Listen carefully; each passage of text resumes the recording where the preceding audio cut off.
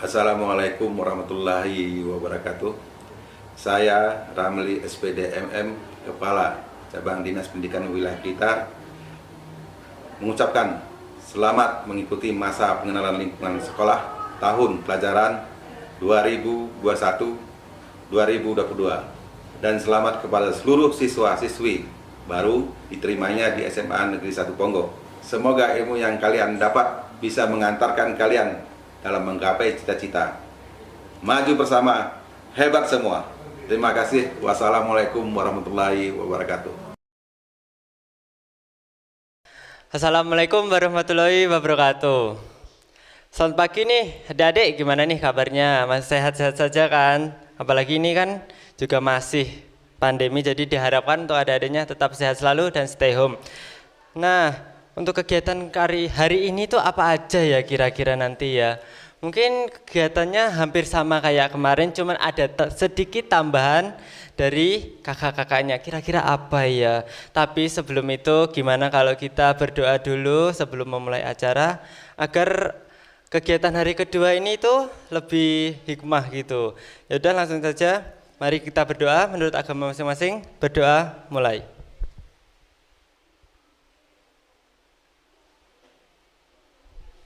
Berdoa selesai. Nah, baiklah langsung untuk acara pembukaan, yaitu mari kita menyanyikan lagu Indonesia Raya dan Mars SMA. Untuk kepada yang bertugas dipersilahkan.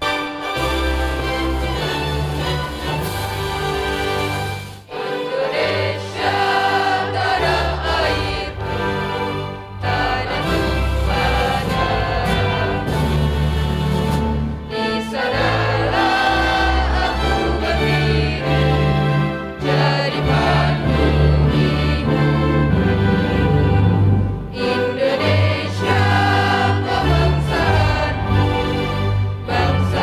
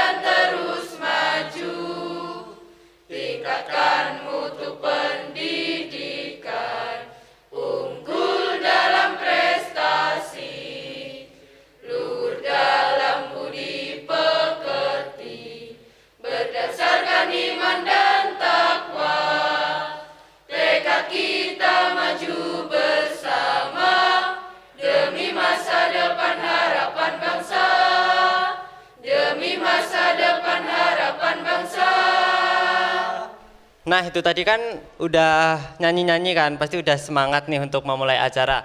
Nah gimana kalau kita langsung mulai ke acara pertamanya nih. Baiklah kalau begitu untuk acara pertama itu dari narasumber, langsung saja kita berikan kepada beliau, untuk beliau dipersilahkan. Saatnya jam pertama dimulai. It's time to begin the first lesson. Assalamualaikum warahmatullahi wabarakatuh. Alhamdulillahilladzi hadani lada wa ma kunna linahtadiya laula an hadanallah laqad ja'at rusulu rabbina bil haqq wa nutu antilkumul jannatu uristuma bima kuntum ta'malun asyhadu an la ilaha illallah wa asyhadu anna muhammadar rasulullah.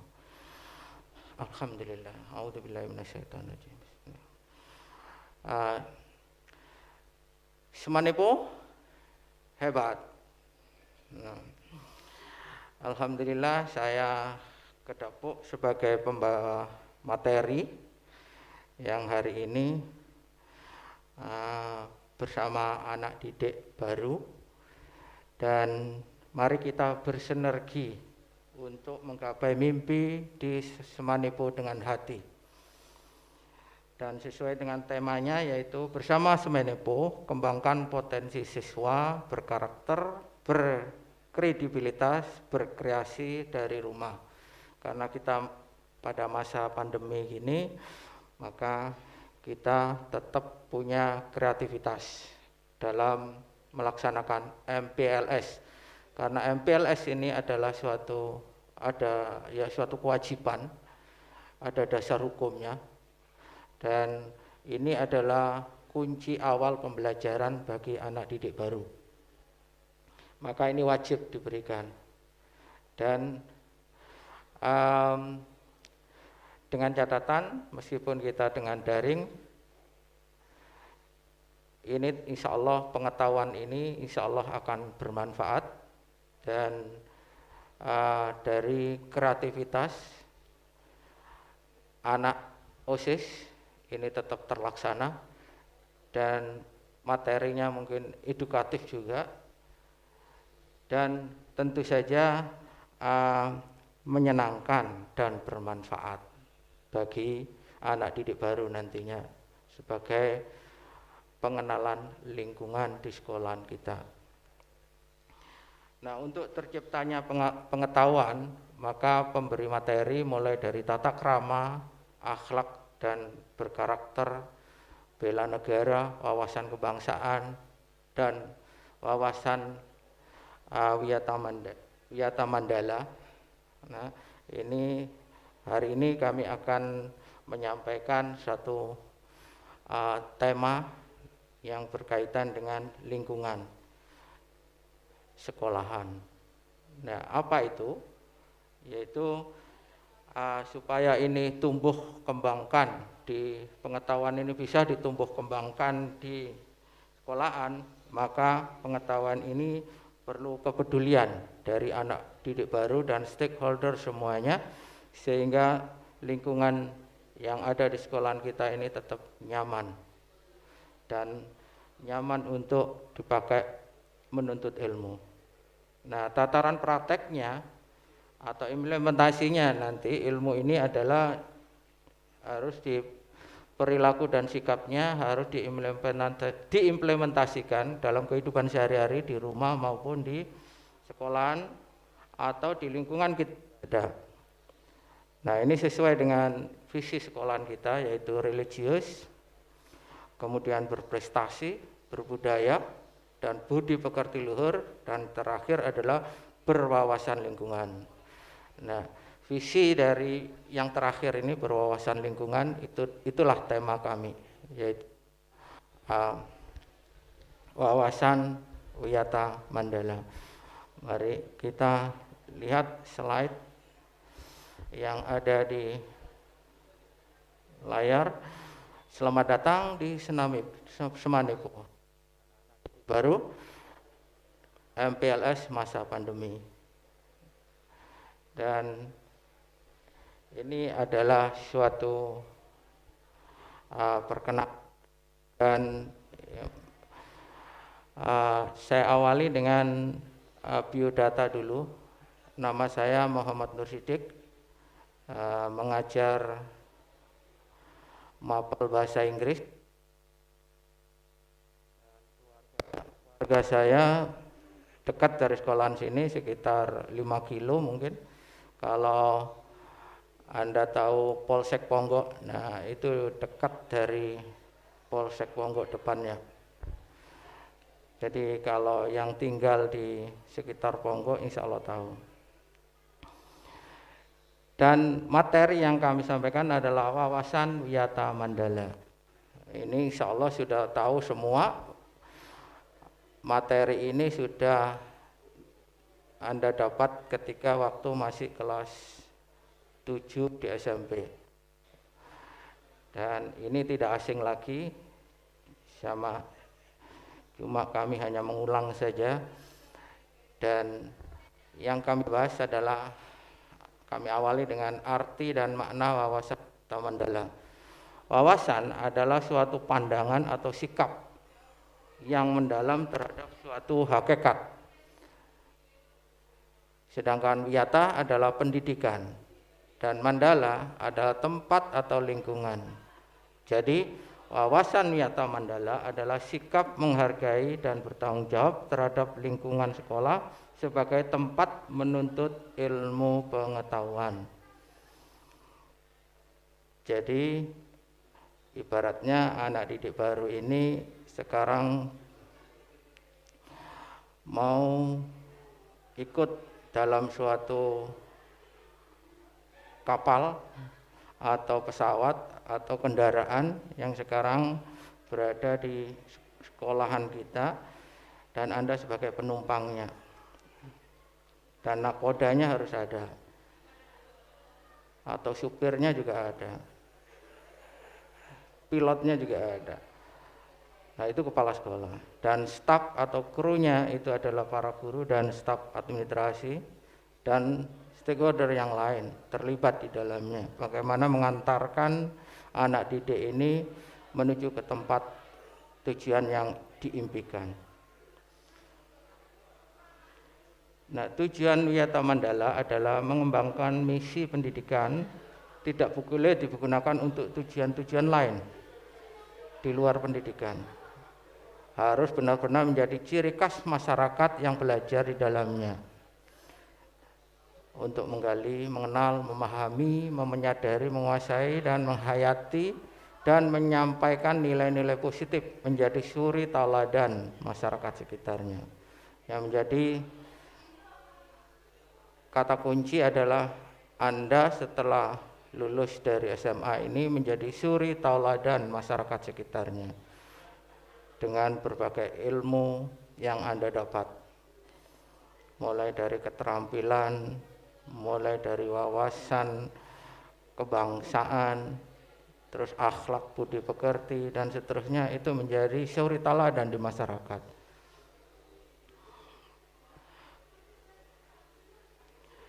Nah, dilanjutkan dengan unsur Wiyata Mandala. Unsur-unsur Wiyata Mandala adalah sekolah merupakan lingkungan pendidikan, tempat. Ya, jadi Anda sekarang berada di suatu tempat yang namanya sekolah Semanipo.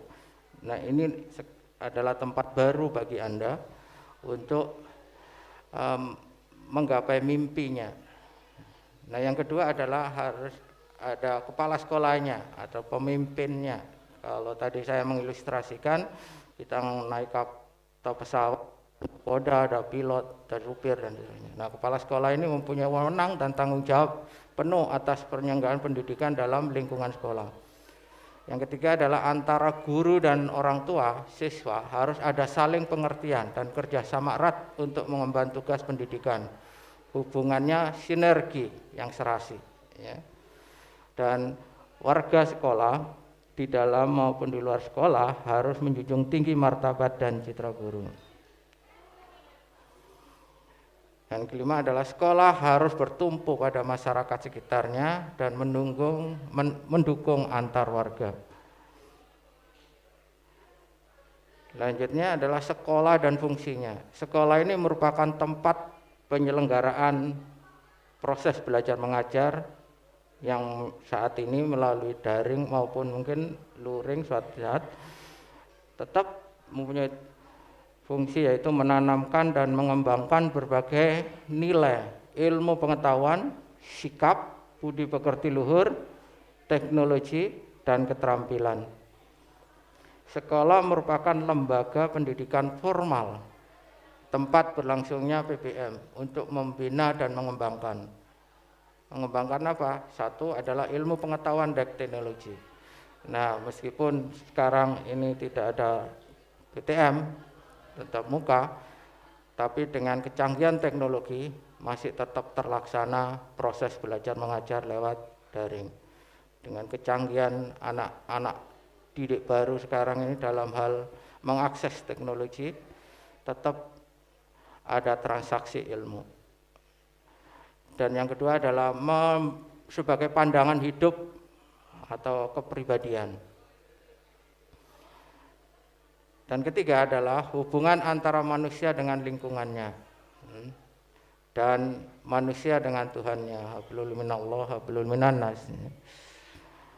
Dan yang keempat adalah kemampuan setelah nanti, kemudian adalah kemampuan untuk berkarya. Kalau hari ini hasil karyanya semua adalah kakak-kakak kelas kamu yang selalu kreatif dan inovatif, tetap MPLS berjalan dengan baik. Nah, fungsi sekolah itu adalah sebagai tempat masyarakat belajar karena memiliki aturan dan tata tertib kehidupan yang mengatur hubungan antara guru, pengelola pendidikan dalam PBM untuk mencapai tujuan yang telah ditetapkan dalam suasana yang dinamis. Nah, suasana dinamis artinya ya selalu berubah. Kayak kalau tidak memungkinkan terjadi PBM secara tatap muka, maka secara online, dan terus berubah sesuai dengan kondisional. Dan hari ini kita dikena musibah, ada musibah atau wabah COVID-19, sehingga pemerintah provinsi, pemerintah pusat, provinsi, dan kabupaten mengambil kebijakan untuk sekolah lewat online. Kita lanjutkan ciri-ciri sekolah sebagai masyarakat belajar. Ciri-cirinya tentu saja adalah satu, ada guru dan siswa. Tentu saja ada guru dan siswa, sehingga timbulnya PBM, proses belajar mengajar yang tertib. Nah, meskipun lewat online, ruang maya atau kelas maya masih tetap ada absensi dan di sini sekolahan sudah ada LMS, yaitu tempat di mana bisa mengakses semua mata pelajaran di situ. Dan yang kedua adalah tercapainya masyarakat yang sadar mau belajar dan bekerja keras. Nah, meskipun dengan kondisi sekarang ini siswa tetap harus mau tidak mau harus menyadari kondisi yang sekarang. Maka siswa yang mempunyai etos belajar yang tinggi, yang sangat bagus dan bekerja keras, itulah akan memetik hasilnya nanti, yaitu kesuksesan. Nah, setelah ada ketertiban, kemudian sadar akan hakikat pendidikan pada saat kondisional sekarang ini dan bekerja keras, maka akan yang ketiga adalah terbentuk manusia yang seutuhnya. Itulah ciri-ciri sekolahan sebagai masyarakat pembelajar. Nah, 5 komponen penting dalam mewujudkan wawasan Wiyata Mandala adalah peran kepala sekolah. Nah, tadi sudah diawali materi dari kepala sekolah. Nah, peran kepala sekolah itu apa? Melaksanakan program-program yang disusun bersama komite sekolah. Yang kedua adalah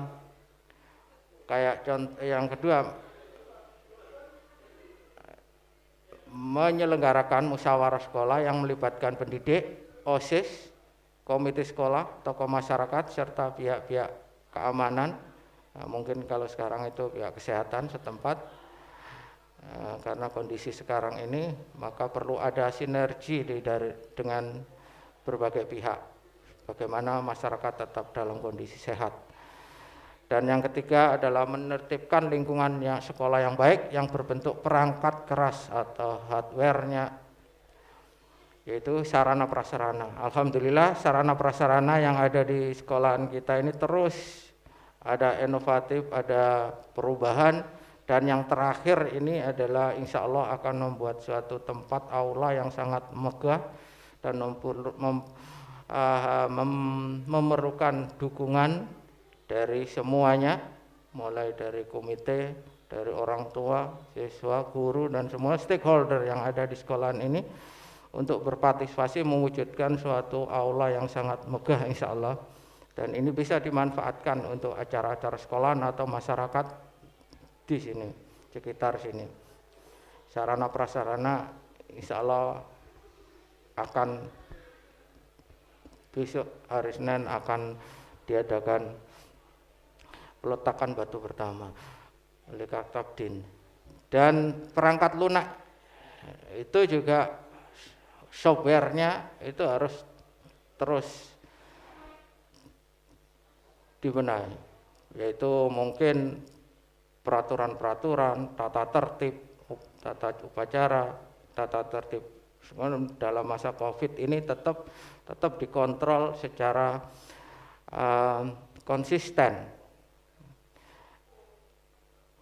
Dan yang keempat adalah mengadakan pertemuan baik rutin maupun insidental secara tidak sengaja, secara tiba-tiba, tanpa terprogram, yang bersifat intern sekolah, baik itu mulai kepala sekolah, pendidik, orang tua siswa, dan siswa.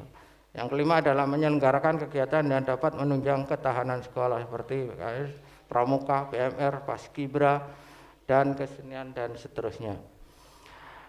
Dan yang kedua adalah peran guru. Peran guru ini menjunjung tinggi martabat dan citranya, baik sikap maupun tingkah lakunya, karena ini adalah guru sebagai suri tauladan, uswatun hasanah, guru dan tiru, sehingga dipercaya oleh warga masyarakat dan diri sendiri. Yang ketiga adalah peran sivitas akademi, mulai dari staf tata usaha harus mendukung kepentingan administrasi dalam rangka proses belajar mengajar di sekolah ini. Dan perangkat sekolah yang lain ya seperti pegawai satpam, tukang kebun, piket, dan lain-lain harus melaksanakan hak dan kewajibannya sesuai dengan topik tupoksinnya, sehingga semua warga sekolah menjalin rasa persaudaraan demi kenyamanan secara warga sekolahan. Jadi itu peran dari civitas akademi. Sedangkan ini yang penting juga adalah peran murid. Nah, peran peserta didik baru nanti ketika aja jam tatap muka, maka harus mentaati tata tertib yang berlaku di sekolah. Seandainya nanti sudah ada new normal lagi, maka peserta didik baru ini harus mematuhi tata tertib yang ada di sekolahan, mulai dari tampilan fisik, karena merasa libur panjang akhirnya tampilan fisiknya mulai dari rambut dan seterusnya atau mungkin kelihatan fashionnya itu bukan merupakan ciri-ciri orang pelajar, maka akan ada tim tatib yang dari guru maupun dari OSIS. Dan yang kedua adalah hormat sopan kepada guru dan teman dan warga SMA yang lain. Yang ketiga adalah menjaga nama baik keluarga, sekolah dimanapun berada. Artinya kalau selama masih memakai atribut sekolah, maka ketika pulang sekolah, seandainya mau mampir di kafe atau di mana terus kena rahasia, itu akan membawa dampak nama image sekolahan akan tercemar. Maka anak didik baru ini tetap harus menjaga image sekolahan dalam keadaan tetap baik karena masih menjadi warga sekolahan. tetap, karena ini membawa nama baik sekolahan. Dan yang supaya tidak terjadi hal-hal yang mengganggu, maka harus menjauhi narkoba. Nah, ini nanti ada mungkin ada materi anti narkoba atau anti bullying dan seterusnya. Dan juga menjaga memelihara fasilitas belajar mengajar. Ini penting ini. Sudah dibiayai secara maksimal, maka ini harus dijaga sarana prasarana yang ada di sekolah ini.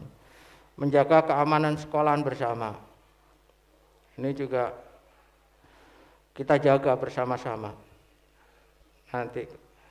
Dan melaporkan peristiwa negatif yang terjadi di sekolah kepada OSIS atau kepada guru, kepada wakil kepala sekolah, BP atau Kapsek. Misalkan ada perbuatan yang tidak nyaman dilihat atau ada pelanggaran tatib di suatu tempat, misalkan di kamar mandi, yaitu merokok, itu Anda wajib untuk melaporkan kepada petugasnya, baik itu OSIS, guru, wakil kepala sekolah dan semuanya, sehingga kenyamanan dalam belajar ini tetap terkendali.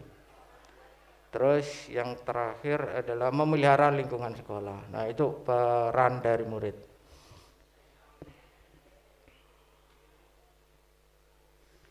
Peran masyarakat yaitu dengan mendukung program kebijakan sekolah dalam rangka memajukan PPM, memberi saran, memajukan proses belajar mengajar, ikut menjaga keamanan lingkungan sekolahan. Nah, ini peran masyarakat ini juga sangat penting sekali, ikut menjaga keamanan lingkungan sekolahan dan mengadakan kerjasama baik pihak sekolah melalui komite sekolah. Itu peran masyarakat. Sedangkan sekarang prinsip sekolah adalah sekolah sebagai wiyata mandala, selain harus bertumpu pada masyarakat sekitarnya, juga harus mencegah masuknya paham, sikap, dan perbuatan yang secara sadar ataupun tidak dapat menimbulkan pertentangan antara sesama karena perbedaan suku, agama, asal-usul, maupun mungkin keturunan, nah, tingkat sosial ekonomi, serta perbedaan paham politik. Sekolah tidak boleh hidup menyendiri atau melepaskan diri dari tantangan sosial budaya dalam masyarakat. Tempat sekolah itu berada. Sekolah juga menjadi suri teladan bagi kehidupan masyarakat sekitarnya, serta mampu mencegah masuknya sikap perbuatan yang akan menimbulkan pertentangan. Untuk itu sekolah memiliki prinsip-prinsip sebagai berikut. Yaitu satu, sekolah itu sebagai wadah, lembaga yang memberikan bekal hidup. Dalam hal ini sekolah seharusnya bukan hanya sekedar lembaga mencetak intelektual muda saja, tetapi sekolah harus menjadi rumah kedua yang memberikan pelayanan dan pengalaman tentang hidup, mulai dari berorganisasi, bermasyarakat atau bersosialisasi, dan pendidikan lingkungan hidup. Nah, ini yang sekarang insya Allah tahun-tahun ke depan sekolahan kita akan berusaha untuk menjadi sekolahan yang adiwiyata, dan ini perlu dukungan dari anak didik baru nanti.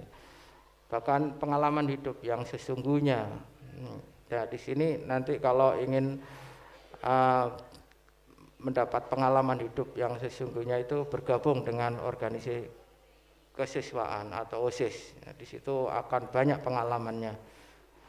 Dan sekolah sebagai institusi kedua adalah sekolah sebagai institusi tempat peserta didik belajar di bawah bimbingan pendidik.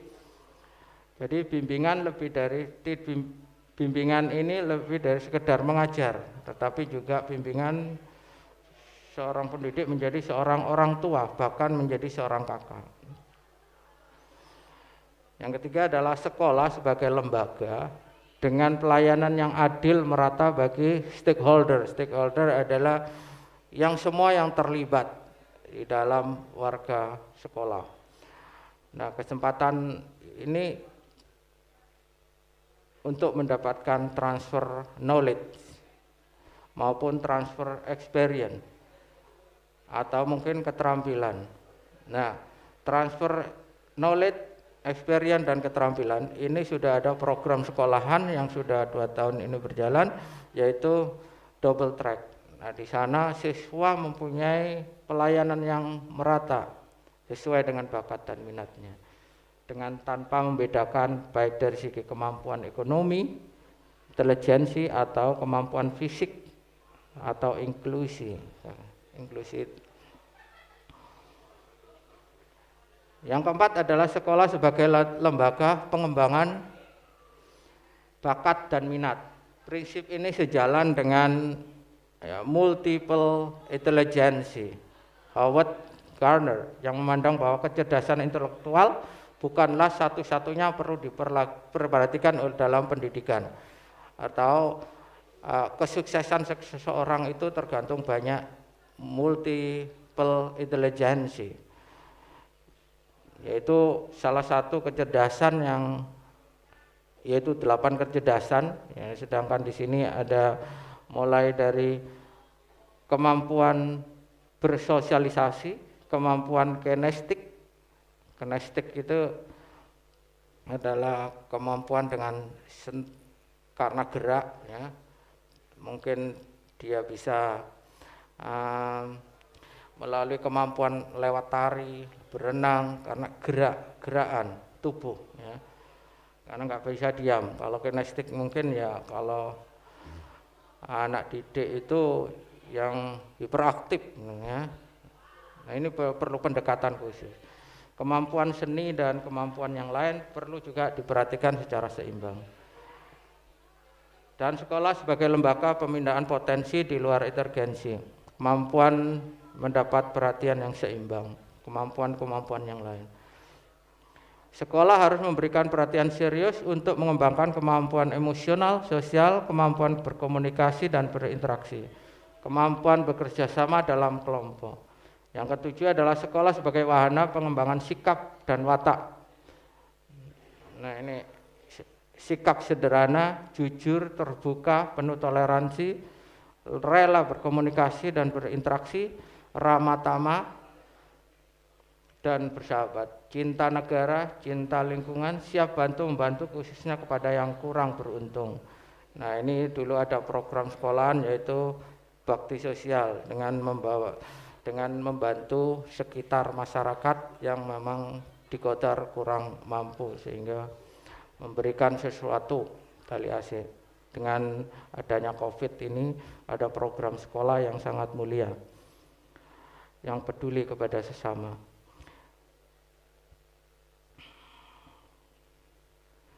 Delapan, sekolah sebagai wahana pendewasaan diri. Nah, disinilah tempat yang anak didik nanti akan berusaha untuk mandiri karena dari berbagai pengalaman di sekolahan. Sekolah sebagai bagian masyarakat belajar, jadi tempat belajar bagi peserta didik karena berinteraksi banyak teman sehingga banyak ilmu, sehingga wawasannya terus berkembang, wawasan keilmuannya, keterampilannya, berorganisasinya terus meningkat. Dan penataan Wiyata Mandala dalam upaya ketahanan sekolah, yaitu ketahanan sekolah lebih menitikberatkan pada upaya-upaya bersifat preventif. Untuk menjadikan sekolah sesuai tujuan dan fungsinya, perlu dilakukan penataan Wiyata Mandala di sekolah melalui satu, meningkatkan koordinasi dan konsolidasi sama warga sekolah untuk dapat mencegah sedini mungkin adanya kegiatan dan tindakan dapat mengganggu proses belajar mengajar. Melaksanakan tata tertib secara konsisten dan berkelanjutan. Melakukan koordinasi dengan komite sekolah dan pihak keamanan setempat untuk terselenggaranya ketahanan sekolah. Mengadakan penyuluhan bagi orang tua siswa yang bermasalah. Dan mengadakan penyuluhan dan pembinaan kesadaran hukum bagi siswa. Nah, ini kesadaran hukum yang pada saat ini yaitu harus mematuhi prokes. Selanjutnya adalah pembinaan pengembangan keimanan, ketakwaan, etika bermoral Pancasila, kepribadian sopan santun dan berdisiplin. Nah, ini sangat penting sekali ini, yaitu mempunyai kepribadian yang tangguh, berdisiplin, bermoral, iman dan bertakwa. Dan yang selanjutnya adalah mengembangkan logika pada para siswa, rajin belajar, kemudian gairah menulis, gemar membaca informasi dari penemuan-penemuan para ahli. Nah, ini nanti ada perpustakaan yang sangat mendukung, ada digital, ya akses buku-buku digital nanti bisa dibuka. Kemudian ya mengikut sertakan siswa dalam kegiatan ekstra dan pengembangan diri. Sekolah sebagai wawasan wiyata mandala, yaitu ini sudah sangat tidak asing lagi, harus aman. Sesuatu kalau nggak aman nggak akan nyaman di dalam suatu tempat atau dalam suatu sekolahan ini. Harus aman dulu. Maka yang kedua adalah kekeluargaan, yang ketiga kedisiplinan, keempat kerindangan, 5 kebersihan, 6 keindahan, 7 kelestarian, ketertiban, kesehatan dan keteladanan. Mekanisme pelaksanaan wiyata mandala tahap preventif adalah memelihara sekolah melalui 10K yang sudah disebutkan tadi, menciptakan suasana harmonis antar warga sekolah, membentuk jaring pengawasan rahasia.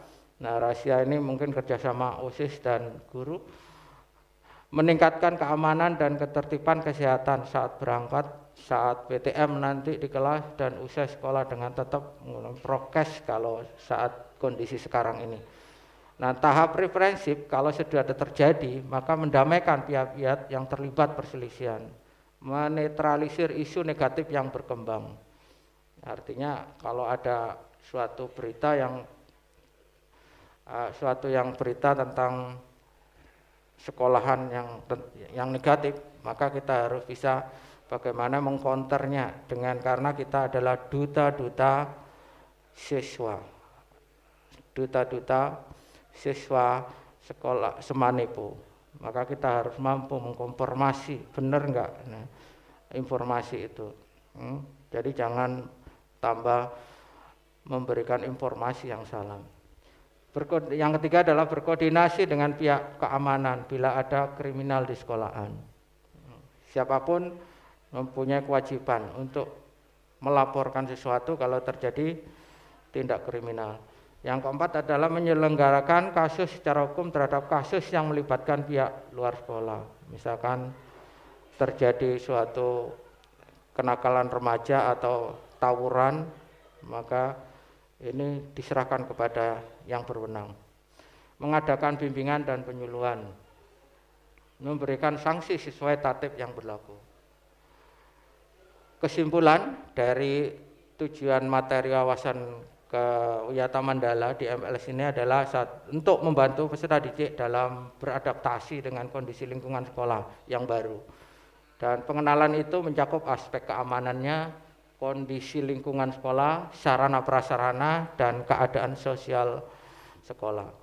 Diharapkan peserta didik itu nanti sudah terbiasa dengan kondisi lingkungan sekolahan. Dan sebagai penumbuh kembangkan kreativitas, rasa tanggung jawab, interaksi sosial, pengembangan spiritual, kegiatan yang menggali potensi peserta didik. Nah, demikian penyampaian materi wawasan wiyata mandala, dan ada evaluasi. Satu adalah apa pengertian wiyata mandala. Yang kedua, sebutkan 5 komponen penting dalam wiyata mandala.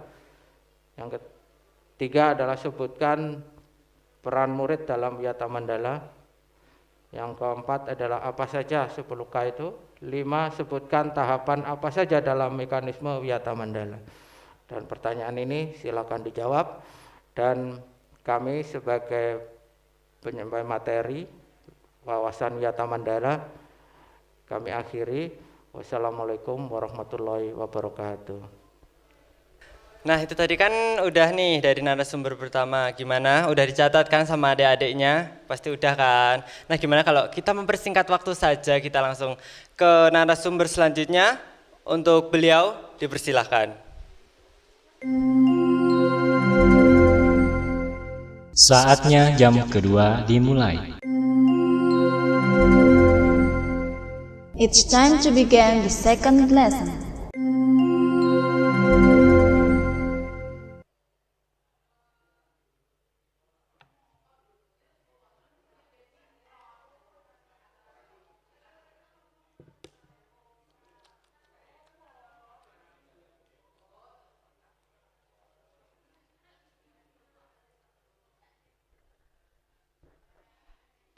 Assalamualaikum warahmatullahi wabarakatuh. Ya, pertama-tama, a'udzubillahi minasyaitonirrajim. Bismillahirrahmanirrahim. Rabbi shrah li sadri wa yassir li amri wahlul 'uqdatam min yafqahu qawli. Amma ba'du. Yang kami hormati Ibu Kepala SMA Negeri 1 Ponggok, Bapak Ibu Guru SMA Negeri 1 Ponggok, beserta anak-anakku yang ada di rumah yang saya cintai. Pertama-tama, marilah kita panjatkan kepada rasa syukur kita kepada Allah Subhanahu wa Ta'ala, yang mana pada hari ini kita masih diberi kesehatan untuk bisa bertatap muka walaupun lewat online. Yang kedua, sholawat serta salam tetap kami tujukan kepada junjungan kita Nabi besar Muhammad SAW, yang mana syafaatnya kita nantikan besok di hari kiamat. Amin, amin, ya rabbal alamin. Sebelum kita menginjak materi, kita akan memperkenalkan diri. Perkenalkan, nama saya Ibu Rustiin. Alamat saya di Kecamatan Serengat, tepatnya di Desa Kerjen, RT 4 RW 2, Serengat, Blitar. Kemudian suami saya 1, anak saya juga 1, sekarang masih belajar di Pondok Ngontor. Ya, saya kira cukup untuk perkenalan. Dan saya di SMA Ponggok mengajar mapel bahasa Inggris kelas 11 dan 12. Ya, sekarang kita langsung materi, yaitu pentingnya kesadaran berbangsa dan bernegara. Di era globalisasi ini, banyak tantangan memang bagi negeri kita. Namun, kesadaran berbangsa dan bernegara sudah selayaknya rakyat dan pemerintah untuk bersama-sama memberikan pemahaman bagi rakyatnya, khususnya kaum muda. Pemerintah ikut bertanggung jawab mengemban amanat untuk memberikan kesadaran berbangsa dan bernegara bagi warganya. Bila bangsa Indonesia sudah tidak memiliki kesadaran berbangsa dan bernegara, maka ini merupakan bahaya besar bagi kehidupan berbangsa dan bernegara, yang mengakibatkan bangsa ini akan jatuh ke dalam kondisi yang sangat parah, bahkan jauh terpuruk dari bangsa lain yang telah mempersiapkan diri dari gangguan bangsa lain. Mengingat kondisi bangsa kita sekarang merupakan salah satu indikator bahwa bangsa Indonesia di negeri ini telah mengalami penurunan kesadaran berbangsa dan bernegara. Hal ini bisa kita lihat dari berbagai daerah yang sering bergejolak, di antaranya tawuran antar warga, perkelahian pelajar, ketidakpuasan terhadap hasil pilkada, perebutan lahan pertanian maupun tambang, dan lain-lain. Kesadaran berbangsa dan bernegara mempunyai makna bahwa individu yang hidup dan terikat dalam kaidah dan naungan di bawah negara Kesatuan Republik Indonesia harus mempunyai sikap dan perilaku diri yang tumbuh dari kemauan diri yang dilandasi keikhlasan atau kerelaan bertindak demi kebaikan bangsa dan negara Indonesia. Berbagai masalah yang berkaitan dengan kesadaran berbangsa dan bernegara sebaiknya mendapat perhatian dan tanggung jawab kita semua. Sehingga amanat pada Undang-Undang Dasar 1945 untuk menjaga dan memelihara negara kesatuan wilayah Republik Indonesia serta kesejahteraan rakyat yang diwujudkannya. Hal lain yang dapat mengganggu kesadaran berbangsa dan bernegara di tingkat pemuda yang perlu dicermati secara seksama adalah semakin tipisnya kesadaran dan kepekaan sosial di tingkat pemuda. Padahal banyak persoalan-persoalan masyarakat yang membutuhkan peranan pemuda untuk membantu, memediasi masyarakat agar keluar dari himpitan masalah, baik masalah sosial, ekonomi, dan politik. Karena dengan terbantunya masyarakat dari semua lapisan keluar dari himpitan persoalan, maka bangsa ini tentunya menjadi bangsa yang kuat dan tidak dapat diintervensi oleh negara apapun.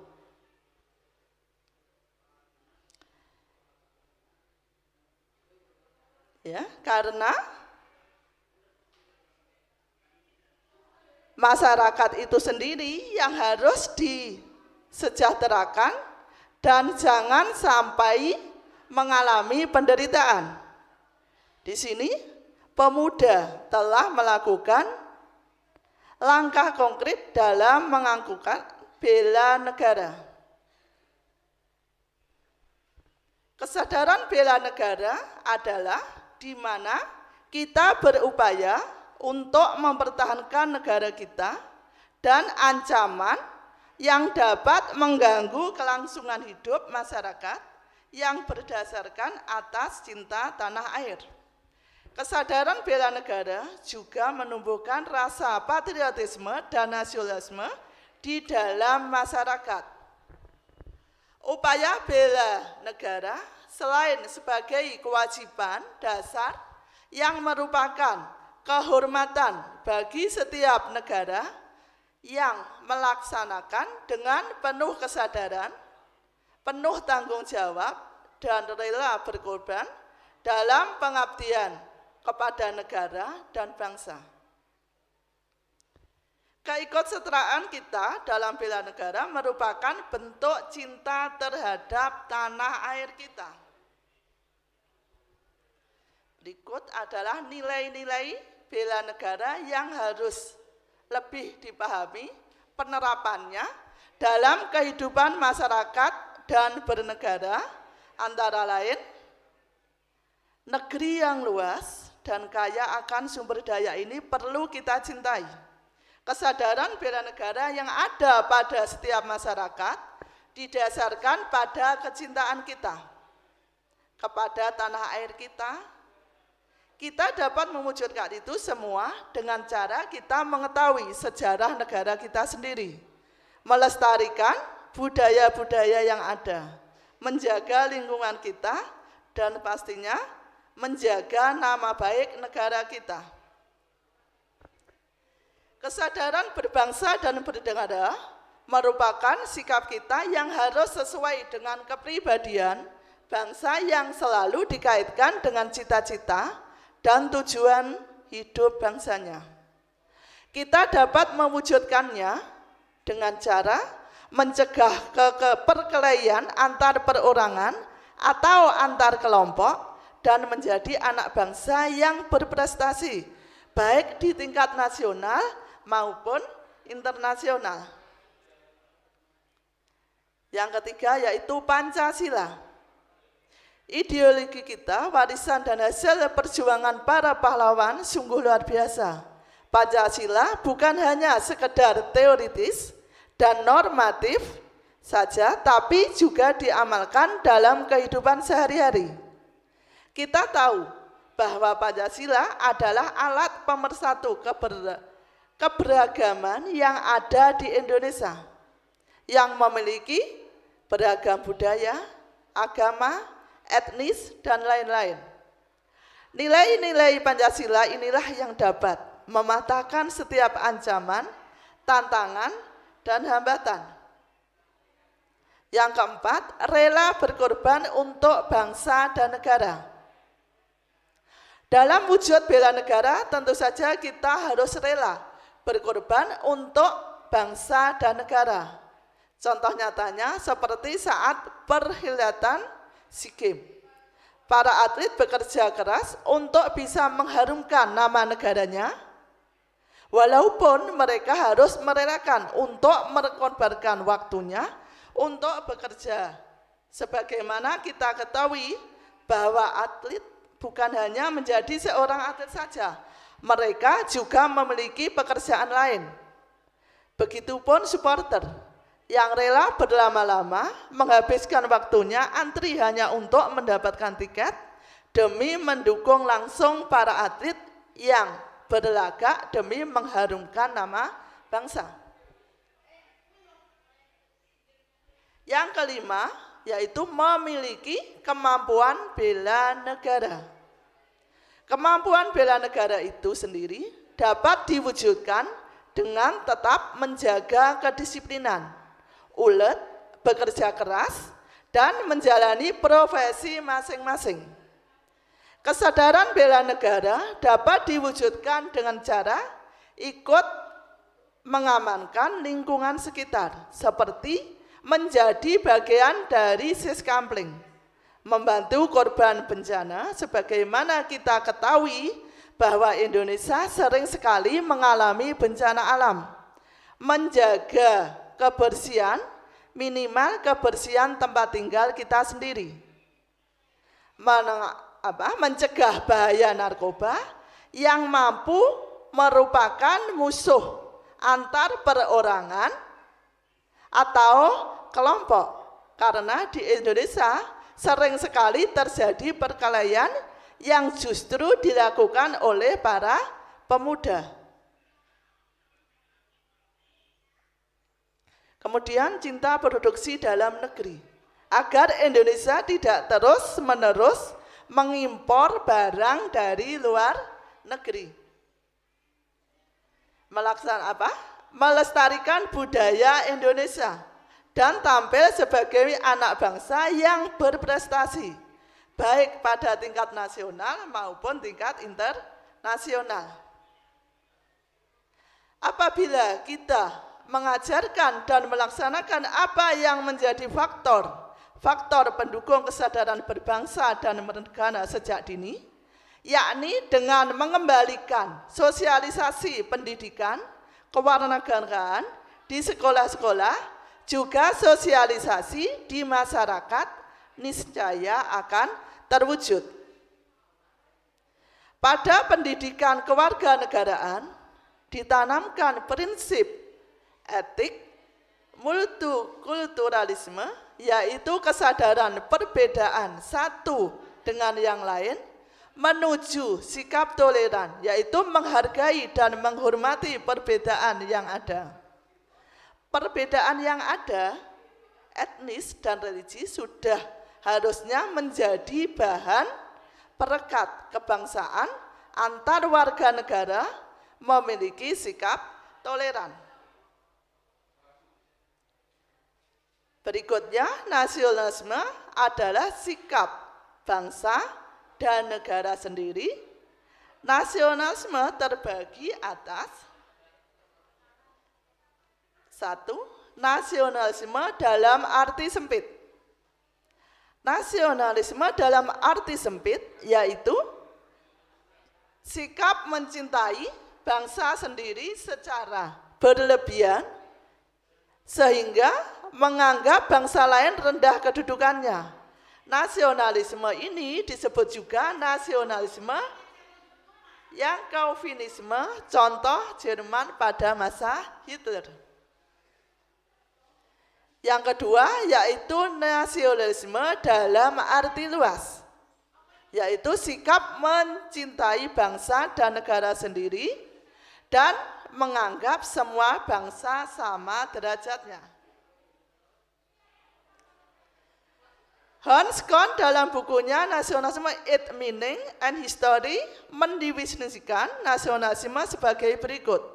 Suatu paham yang berpendapat bahwa kesetiaan individu tertinggi harus diserahkan pada negara. Perasaan yang mendalam akan ikatan terhadap tanah air sebagai tumpah darah. Ada 3 hal yang harus kita lakukan untuk membina nasionalisme Indonesia. 1. Mengembangkan persamaan di antara suku-suku bangsa penghuni Nusantara. Yang kedua, mengembangkan sikap toleransi. Yang ketiga, memiliki rasa senasib dan sepenanggungan di antara sesama bangsa Indonesia. Berikut 4 hal yang harus kita hindari dalam memupuk semangat nasionalisme adalah 1. Sukuisme, yaitu menganggap suku bangsa sendiri paling baik. Yang kedua, kaufimisme, yaitu menganggap bangsa sendiri paling unggul. Yang ketiga, ekstremisme, yaitu sikap mempertahankan pendirian dengan berbagai cara kalau perlu dengan kekerasan dan senjata. Yang keempat, provinsialisme, yaitu sikap selalu berkutat dengan provinsi atau daerah sendiri. Sikap patriotisme bangsa Indonesia telah dimulai sejak zaman penjajahan. Dengan banyaknya pahlawan yang gugur dalam rangka mengusir penjajah, seperti Sultan Hasanuddin dari Makassar, Pangeran Diponegoro dari Jawa Tengah, Cut Nyadin dari Tengku Umar dari Aceh, dan lain-lain.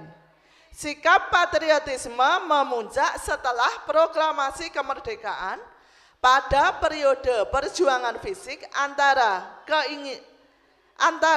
tahun 1945 sampai 1948, yaitu periode mempertahankan negara dari keinginan Belanda untuk kembali menjajah Indonesia. Berikut, sikap patriotisme adalah sikap sudi berkorban segala-galanya termasuk nyawa sekalipun untuk mempertahankan dan kejayaan negara. Ciri-ciri patriotisme adalah 1. Cinta tanah air. Yang kedua, rela berkorban untuk kepentingan bangsa dan negara. 3. Menempatkan persatuan dan kesatuan bangsa di atas kepentingan pribadi dan golongan. Yang keempat, berjiwa pembaharu. Yang kelima, tidak mengenal menyerah dan putus asa. Berikut implementasi sikap patriotisme dalam kehidupan sehari-hari. Ya, dalam keluarga. 1. Menyaksikan film perjuangan, membaca buku bertema perjuangan, dan memasang bendera merah putih di depan rumah pada hari-hari tertentu. Yang kedua, dalam kehidupan di sekolah, yaitu melaksanakan upacara bendera, mengaitkan materi pelajaran dengan nilai-nilai perjuangan, belajar, dan sungguh-sungguh untuk kemajuan. Berikut dalam kehidupan bermasyarakat, yaitu mengembangkan sikap kesetiakawanan sosial di lingkungannya, memelihara kerukunan di antara sesama warga. Berikutnya dalam kehidupan berbangsa, yaitu meningkatkan persatuan dan kesatuan, melaksanakan Pancasila dan Undang-Undang Dasar 1945, mendukung kebijakan pemerintah, mengembangkan kegiatan usaha produktif, mencintai dan memakai produk dalam negeri, mematuhi peraturan hukum, tidak main hakim sendiri, menghormati dan menjunjung tinggi supremasi hukum, menjaga kelestarian lingkungan. Berikut cara menumbuhkan kesadaran berbangsa dan bernegara.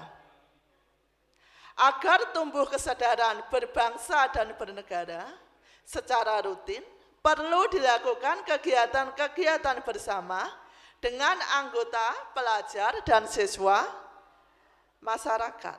Berikut ini ada 3 cara untuk menumbuhkan kesadaran berbangsa dan bernegara. 1. Aktif mengikuti gerakan pramuka. Alhamdulillah SMA Ponggok sudah ada pramuka, ini wajib ya untuk kelas 10. Kegiatan pramuka di sekolah dan masyarakat mengajarkan siswa untuk mengembangkan rasa cinta kepada tanah air dan bangsa yang sesuai dengan sila ketiga Pancasila, yaitu Persatuan Indonesia. Gerakan pramuka juga menjadi contoh perilaku yang menggambarkan semangat persatuan dan kesatuan. Gerakan pramuka juga mengajarkan berbagai kegiatan untuk menunjukkan pergaulan demi persatuan dan kesatuan bangsa. Generasi muda wajib menjunjung tinggi nilai persatuan bangsa tanpa memandang suku, agama, dan ras. Contoh kegiatan pramuka yang memajukan pergaulan demi persatuan dan kesatuan bangsa adalah perkemahan Sabtu Minggu atau persami. Secara nasional juga diadakan perkemahan pramuka secara nasional yang diisi dengan berbagai kegiatan untuk memupuk cinta tanah air. Yang kedua, mengembangkan wawasan Nusantara. Melalui wawasan Nusantara, bangsa Indonesia ditempatkan dalam kerangka 1. Kesatuan politik, sosial, budaya, serta pertahanan keamanan. Dengan begitu, bangsa Indonesia akan merasa satu, senasib, sepenanggungan, sebangsa, dan setanah air, serta memiliki satu tekad dalam mencapai cita-cita pembangunan nasional. Yang ketiga yaitu donor darah. Donor darah sebagai sikap rela berkorban dan kesadaran berbangsa. Cara menumbuhkan kesadaran sebagai masyarakat dan warga negara yang baik adalah melalui donor darah, melalui Palang Merah Indonesia atau PMI, dengan menjadi donor darah langsung ke PMI atau melalui kegiatan sosial. Pengambilan donor darah akan membantu sesama yang membutuhkan, sekaligus mengamalkan Pancasila dalam kehidupan nyata. Donor darah adalah tindakan pengambilan darah dengan volume tertentu melalui pembuluh darah. Darah kemudian diproses oleh PMI untuk kemudian digunakan sebagai pengganti darah kepada orang yang membutuhkan. Aktivitas donor darah merupakan kewajiban setiap masyarakat sebagai wujud kepedulian terhadap orang lain. Dengan mendonorkan darah berarti mengamalkan Pancasila, khususnya sila kedua, dengan mengembangkan sikap saling mencintai sesama manusia, menjunjung tinggi nilai-nilai kemanusiaan, dan gemar melakukan kegiatan kemanusiaan. Berikut penerapan nilai-nilai Pancasila hadapi pandemi COVID-19.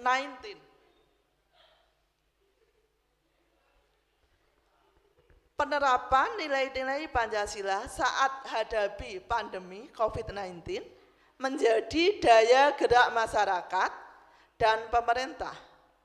Di tengah ketidakpastian kapan pandemi ini akan berakhir, penerapan nilai-nilai Pancasila yang menjadi jiwa kepribadian bangsa Indonesia dapat dilakukan oleh berbagai lapisan masyarakat. Sikap positif terhadap nilai-nilai Pancasila adalah sikap tindakan yang didasari dari pikiran, perasaan yang menjiwai Pancasila sebagai ideologi pemersatu. Sikap ini diterapkan di keluarga, sekolah, masyarakat, hingga pergaulan internasional, ideologi warga negara lainnya. Pancasila adalah kehidupan berbangsa sehari-hari, berfungsi dan berperan sebagai dasar negara, sekaligus menjadi ideologi persatuan bangsa. Pancasila digunakan sebagai dasar untuk mengatur penyelenggaraan negara yang meliputi bidang ideologi, politik, ekonomi, sosial, budaya, dan pertahanan keamanan.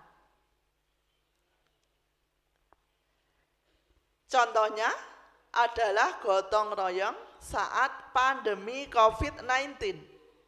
Ini dapat ditemui di sekitar kita. Mulai dari kegiatan pembagian bahan makanan secara gratis, saling menjaga saat ada tetangga yang keluarganya terdampak, dan berbagai hal lain sebagai contoh penerapan nilai-nilai Pancasila saat hadapi pandemi.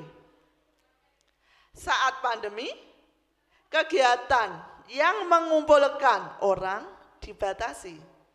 Pasar, pusat perbelanjaan, bahkan sekolah kegiatannya juga dibatasi agar tidak terjadi kontak fisik untuk mencegah penyebaran virus yang belum ditemukan vaksinnya.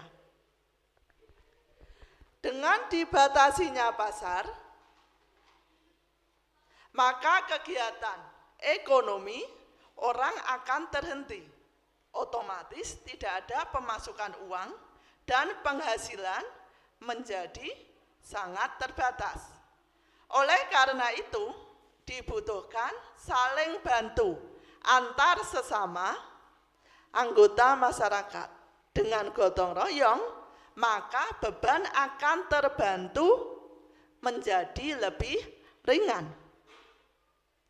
Gotong royong adalah istilah asli Indonesia yang berarti bekerja bersama-sama untuk mencapai suatu hal yang didambakan, sekaligus merupakan perilaku sesuai nilai-nilai Pancasila. Sebagai negara Pancasila, keberagaman bukanlah penghalang untuk bisa bekerja sama dalam mewujudkan Indonesia yang lebih baik. Gotong royong muncul dalam kehidupan sehari-hari seiring dengan timbulnya semangat kebersamaan. Tidak ada paksaan atau muncul karena adanya kesadaran dan tanggung jawab yang tinggi melalui rasa memiliki. Gotong royong muncul atas dorongan dari hati dengan dibarengi kesadaran dan semangat untuk mengerjakan serta menanggung akibat dari suatu karya, terutama yang benar-benar secara bersama-sama, serentak dan beramai-ramai tanpa memikirkan dan mengutamakan keuntungan bagi dirinya sendiri, melainkan selalu untuk kebahagiaan bersama, seperti terkandung dalam istilah gotong. Saat membagi hasil karyanya masing-masing, anggota mendapat dan menerima bagian-bagiannya sendiri-sendiri sesuai dengan tempatnya dan sifat sumbangannya, karyanya masing-masing, seperti tersimpul dalam istilah royong. Oke, saya kira cukup untuk pengertian dari kesadaran dan berbangsa dan bernegara. Karena ini waktunya dibatasi ya, seumpama ada tanya jawab, kita ketemu besok kalau kita sudah masuk, sudah PTM ya. Saya kira cukup sekian dari awal hingga akhir. Apabila ada salah kata atau ucap, saya minta maaf. Akhirul kalam, saya akhiri. Wassalamualaikum warahmatullahi wabarakatuh. Nah, tadi kan udah nih dari narasumber kedua. Sekarang kan pasti adik-adiknya juga lelah. Gimana kalau kita kasih waktu istirahat yang sama dari kemarin? Jadi untuk adik-adik silahkan menikmati waktu istirahatnya. Sampai ketemu lagi nanti. Saatnya istirahat. It's time to have break.